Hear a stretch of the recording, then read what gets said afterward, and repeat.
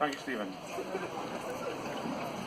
Firefighters, police, nurses, paramedics, ambulance staff, prison officers, health and social workers, doctors, teachers, civil servants, local authority and council employees, armed forces. 5 million people delivering our public services, 20% of the workforce in this country. Each and every one of them a member of the public, just like everyone else, everyone here today. All these people walking past, up and down the high street here, stopping to find out what we're doing. Those listening to us now, members of the public, realising that we're just the same as everyone else, with mortgages to pay for, energy bills, water bills, all owned by private companies making huge profits. Public transport costs rising, owned by private companies making huge profits. Car fuel costs, school clothes for their children, food bills, all these things going up in line with inflation and more, year after year. And what have we been given in the last 7 years? 2 years of pay freezes and a 1% cap each year since. Paying more into our pensions and getting less at the end of our careers. Thousands of pounds worse off each year.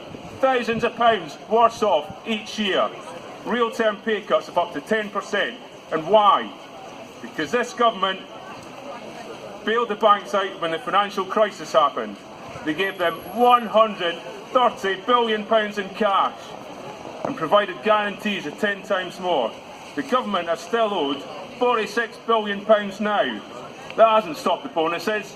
No, they still get the bonuses, don't they? The financial crisis was caused by the banks, not by the public, not by the public sector.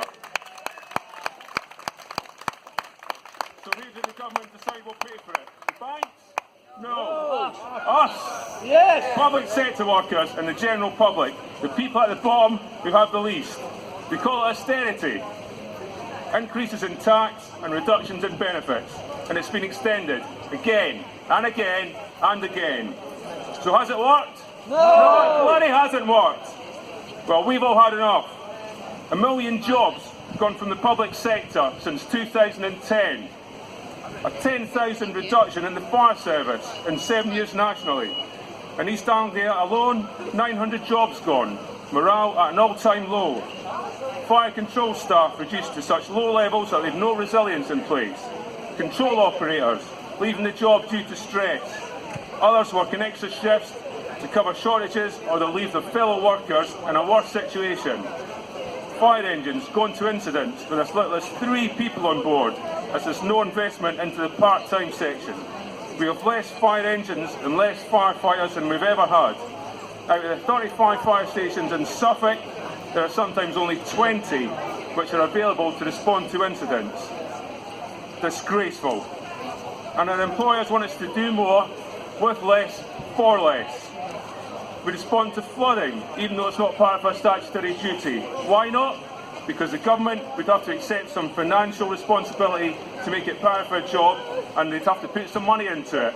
They don't want to do that, do they? So the money comes out of existing budgets, and something else gets squeezed. They want us to attend medical calls with the ambulance service. Why? Because the ambulance service is overstretched.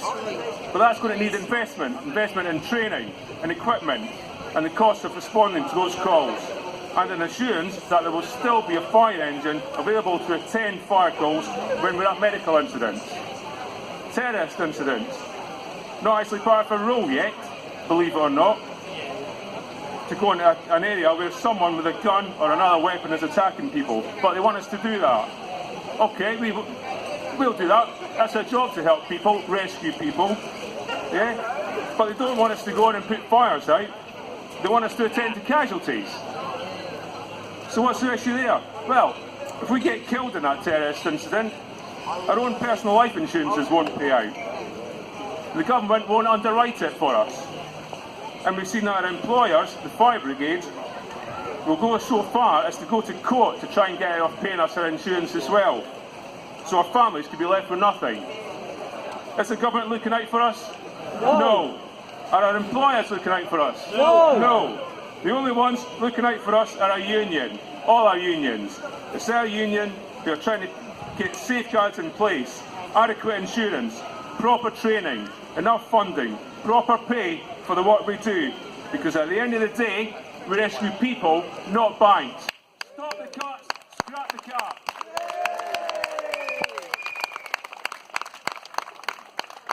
Thank you very much, Phil.